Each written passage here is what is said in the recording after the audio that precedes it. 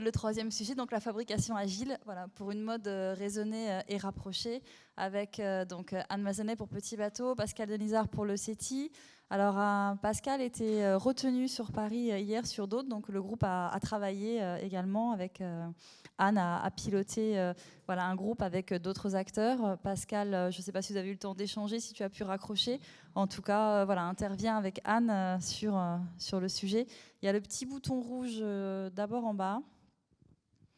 Et après, il faut que tu appuies également ici, une fois que tu as allumé en bas. Est-ce que ça marche? Oui. C'est parfait. Parfaitement. Oui, j'ai eu le temps de faire un débriefing avec Anne, débriefing rapide, mais comme on a eu l'occasion aussi dans divers travaux précédents, des preuves de concept sur ce sujet avec Petit Bateau, il n'y a pas de problème à ce que je sois en phase avec ces premiers travaux initialisés. Donc je vais laisser Anne peut-être faire le reporting de ces travaux d'hier. D'accord. Bon, bonjour à tous. Donc, Anne Mazanet, Petit Bateau. Déjà, nous, on est des petits nouveaux avec le groupe ERAM de la chaire Bali. Et ce qui était important pour nous d'intégrer cette chaire, c'est qu'on est vraiment convaincus que tout seul, ça va être compliqué d'apporter de l'innovation dans nos méthodes de travail et sur la filière textile. On est persuadé qu'à plusieurs, ça sera plus riche. Et puis, l'objectif, c'est aussi de se challenger, de ne pas croire que nos idées sont forcément les bonnes. Petit Bateau, on est industriel. On veut que cette industrie, ce soit la force de l'entreprise, le moteur de l'entreprise. Et pour ça, il faut aussi qu'on modernise et qu'on s'adapte aux nouveaux besoins du marché et de la filière textile. Donc hier, c'était le premier jour où on se retrouvait tous pour travailler sur co-construire une chaîne d'approvisionnement plus responsable, plus compétitive et plus attractive. Donc on a commencé déjà par se mettre d'accord sur le constat aujourd'hui. Donc le constat, ça a été assez évident pour tout le monde. On est tous sous la même contrainte d'un marché en crise et puis une évolution aussi des besoins de nos consommateurs.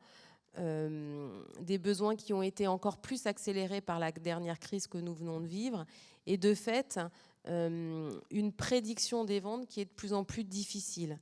Donc on a vraiment besoin d'agiliser notre process de production pour arrêter le cycle infernal qui est de produire et de vendre ce qu'on a vu précédemment, majoritairement nos produits en solde. Ce qu'on veut, c'est être capable de produire plus tard au plus près du besoin du client. Et pour ça, ça suppose de revoir complètement la chaîne d'approvisionnement et la chaîne de production de la filière. On est tous aujourd'hui avec des délais extrêmement longs par rapport à la mise sur le marché. Donc l'enjeu, il est grand. L'enjeu, il est effectivement que ce soit pour les donneurs d'ordre ou également pour les fabricants de revoir complètement le process et de digitaliser cette supply. Il faut effectivement qu'on soit plus réactif, plus flexible et qu'on soit aussi plus agile en cours de saison par rapport à ce besoin de production. Et on a bien vu qu'on parle beaucoup de produits finis, mais le cœur du sujet, c'est vraiment la matière.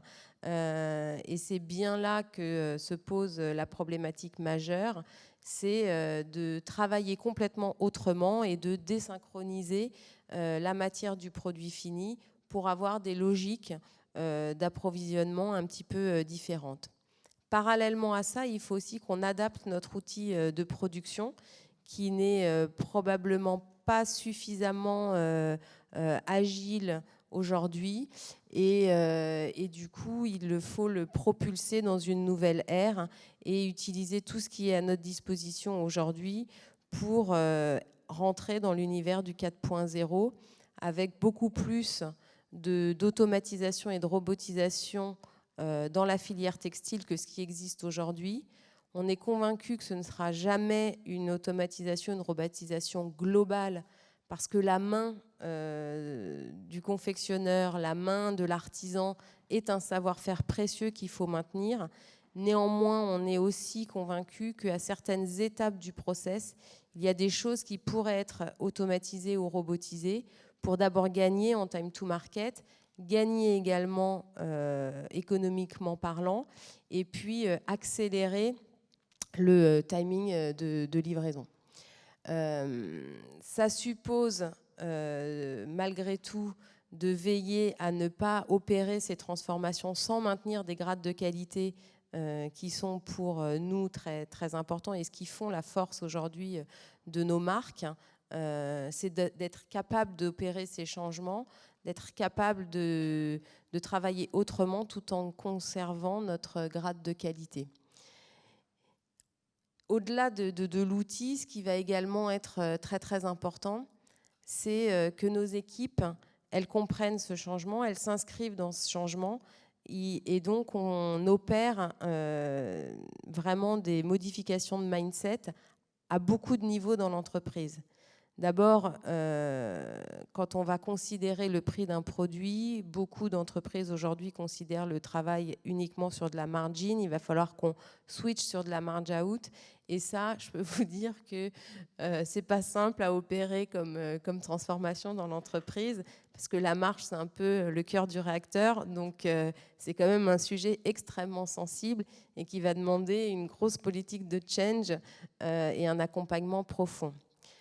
Tu veux peut-être rebondir là-dessus? Oui, je voulais justement rebondir là-dessus parce que le Made in France qui a lieu au Carreau du Temple début septembre, 1er 2 septembre, nous avions pris nous le parti de détecter à quel niveau de maturité était le point de bascule des marques. Parce que le pouvoir est entre les mains des marques pour une production plus locale, donc où elles en sont dans leur réflexion. Et donc on a eu l'occasion d'auditer 7 marques qui ont pris des rendez-vous particuliers durant ces 2 jours et qui ont mis leurs chiffres sur la table. Et justement, quand on parle de marge out et de résultats, c'est-à-dire de regarder aujourd'hui comment est la marge réelle nette après solde, après dépréciation, voire après destruction. Maintenant, ça ne va plus être possible. Mais où est-ce qu'on en est au niveau de la marque sur l'économie? Et la culture de la marque aujourd'hui a été basée sur la marge entrée. Donc le sujet, et c'est pour ça qu'il y a un vrai point de bascule et que les marques veulent aussi avancer, ça passera par un raisonnement économique beaucoup plus global que la stratégie d'achat et donc le prix d'achat du produit à l'industriel. Et puis, deuxièmement, par rapport au-delà de cette stratégie d'achat, il faudra que la catégorie de produits qui sera relocalisée porte une valeur d'excellence qui justifie de toute façon que la stratégie, le prix d'achat sera de toute façon supérieur en local. Et je terminerai là-dessus. Cet angle économique est important parce que il y a aussi, grâce à l'économie circulaire, et c'était les 2 interventions précédentes, grâce à l'économie circulaire, on va avoir de la matière en local, donc la production à la demande et donc l'acte industriel en local prend tout son sens, à condition de garder une équation économique globale qui fasse que le modèle de revenu de la marque reste un modèle pérenne. Voilà, je voulais juste rebondir là-dessus. Et nous, on a vraiment senti ce point de bascule, puisque cette marque et non des moindres sont venus nous voir en mettant leurs chiffres sur le papier pour pouvoir, nous sommes un tiers de confiance en tant que centre de recherche et de développement produit appliqué, donc pour pouvoir voir s'il y avait potentiellement un go ou potentiellement un no-go sur cette partie relocalisation. Merci. Alors, comment... donc hier, l'objectif, c'était effectivement déjà de s'aligner sur ce constat et sur l'enjeu de ce groupe de travail, et puis de voir comment on allait avancer et sur quoi on allait focaliser notre travail. Petit Bateau a déjà engagé un projet de transformation d'une partie de son atelier de confection sur notre site historique A3, puisqu'on est en train de déployer en partenariat avec une start-up Tekin la production à la demande. et ce qui nous permet de voir toute la difficulté côté matière, côté produit fini, côté équipe. C'est vraiment un projet qui mobilise l'ensemble des directions dans l'entreprise.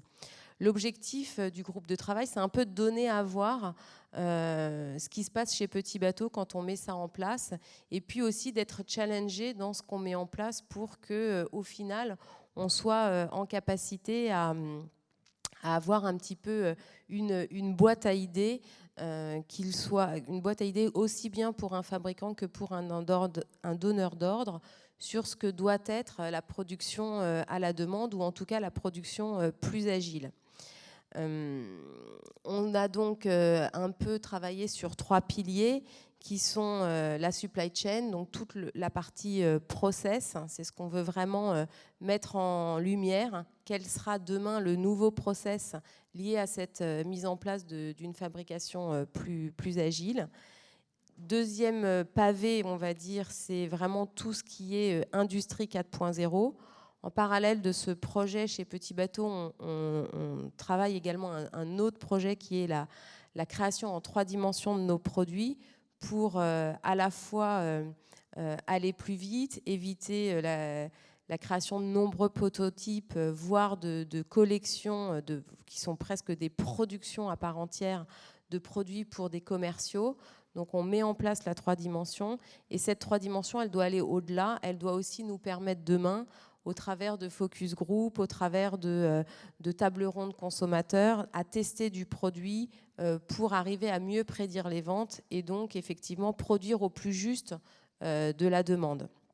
Donc ça commence vraiment très très tôt, ce principe de supply chain agile, et il faut vraiment qu'on lie tout ça. Alors bien entendu, sans oublier l'éco-conception qui viendra nourrir tout ce qu'on va faire. Mais nous, sur cette partie-là, on commencera sur la partie 3D.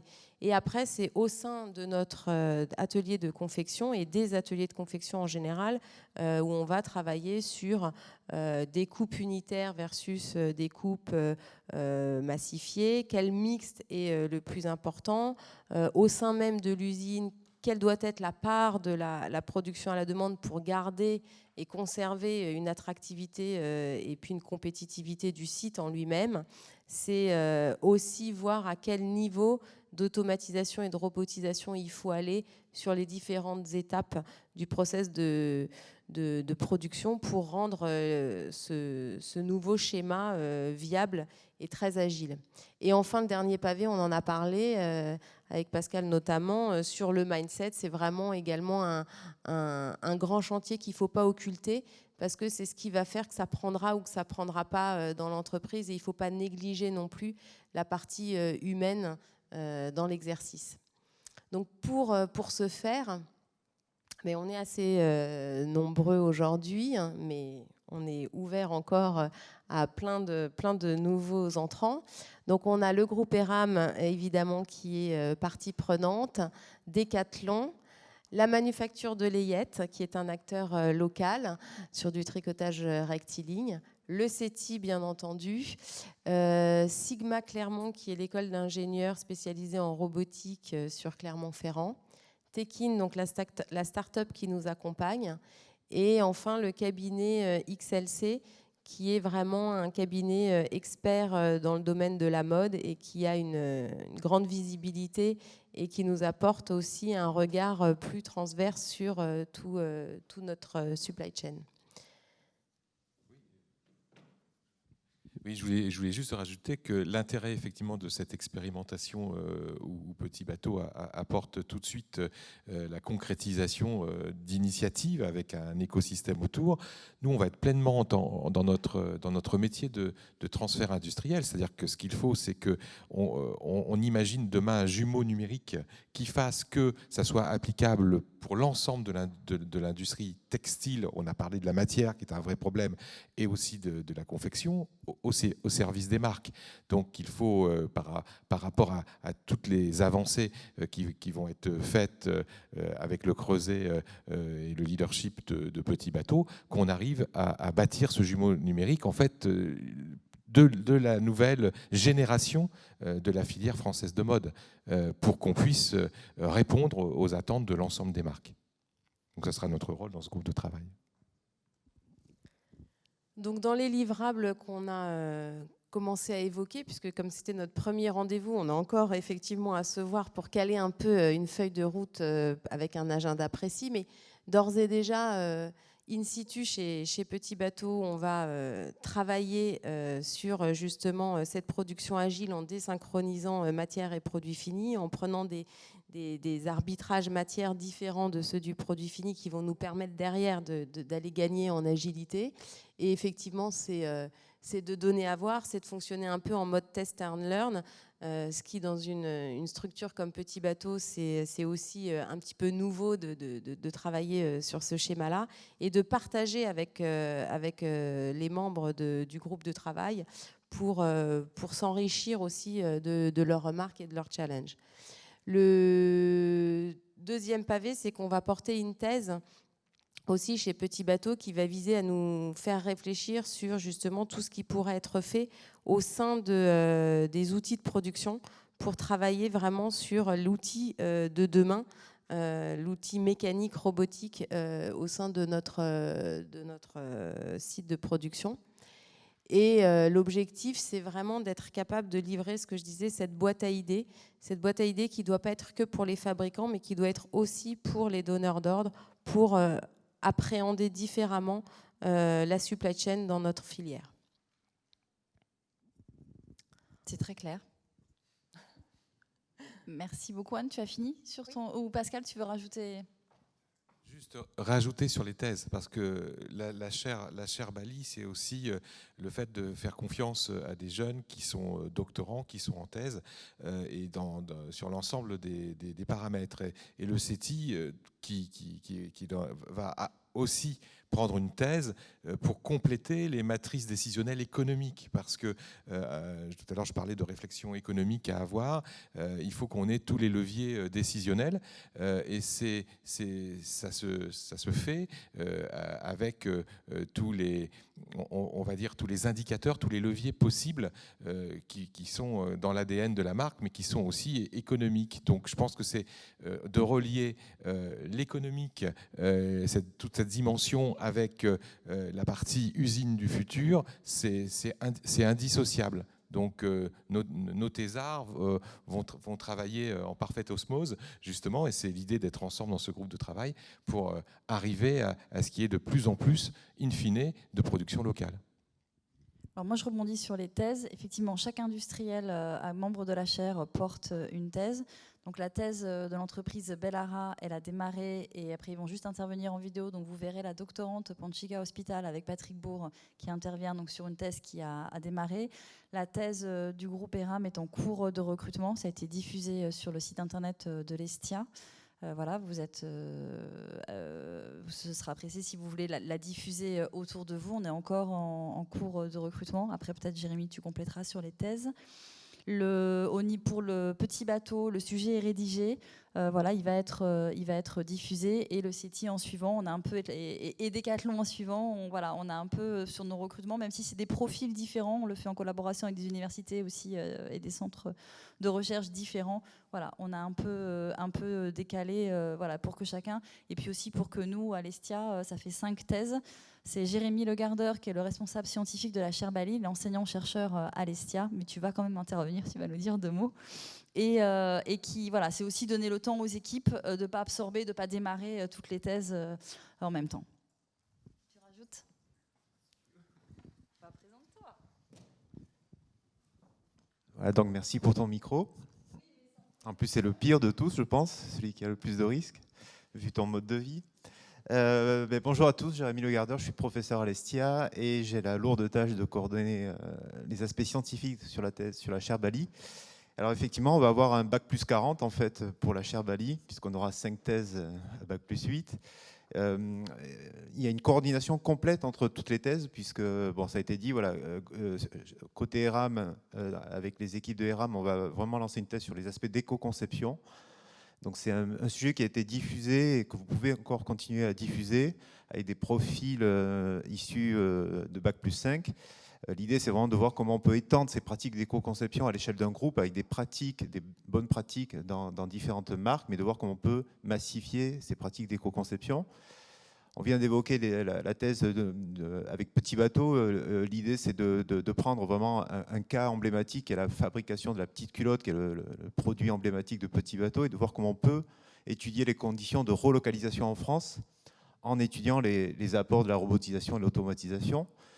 Et j'ai envie de dire, c'est une thèse qui fait écho avec les aspects d'éco-conception, puisqu'on voit le bouclage, et qui fait écho avec la thèse du CETI, puisque l'idée de la thèse du CETI, donc le sujet est juste sous forme de slide pour l'instant, doit être étendu, ça c'est ma mission, de devoir transformer en offre de thèse.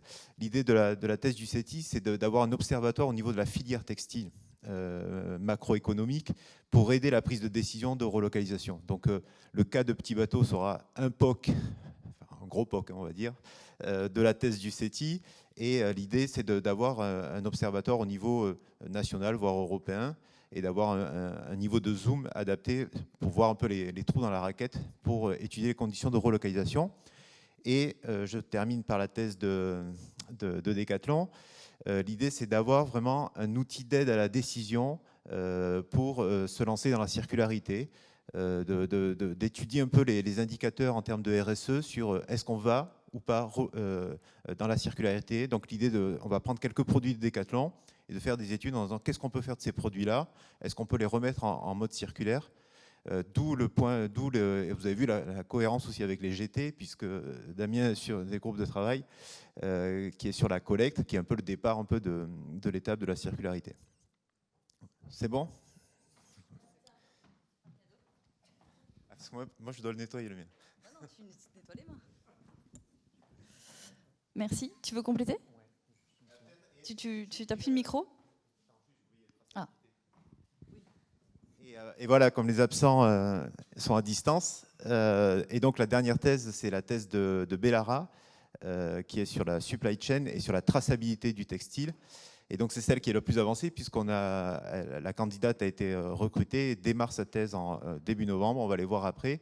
Mais l'idée, c'est de s'intéresser à la traçabilité dans le textile et de voir comment l'outil proposé par Bellara puisse être un peu le nœud, le cœur de la traçabilité dans ce domaine-là, et d'interfacer avec les équivalents de Yuka dans l'agroalimentaire, de trouver des manières d'avoir cette traçabilité et de voir comment on peut afficher la traçabilité de la supply chain textile aux consommateurs. Et tu viens de citer Yuka, et on voit cet après-midi dans le stand-up une solution qui s'appelle Vigie, qui cherche aussi à nous transmettre les informations qui seront collectées pour plus de transparence. Toi, tu voulais ajouter? Donc c'est aussi mon micro, tu assumes? C'est bon? Oui, j'ai mis le masque. Juste pour compléter, en fait, par rapport à ce que... Et rebondir ce que vous aviez dit tout à l'heure, parce que je pense qu'effectivement, il y a une vraie synergie. Moi, je la découvre, en fait, au fur et à mesure, et je me rends... Voilà, ça recable, hein. Et puis, je découvre aussi les différents groupes de travail. Simplement pour dire que un exemple concret sur... Et je reprends l'affichage environnemental, qui travaille à mettre une notation sur un produit. Je pense qu'en allant un peu plus loin et en prenant un petit peu connaissance de ce qui va être fait sur la dimension économique, sur le pilotage des marges de sortie typiquement, c'est comment on prend le pas sur la gestion des invendus, sur la production juste, en trouvant des indicateurs de performance sur l'aspect environnemental des choses. Et je pense que ça va être important justement. Ben voilà, je reprends la main. Voilà. Très fort. Merci Gauthier.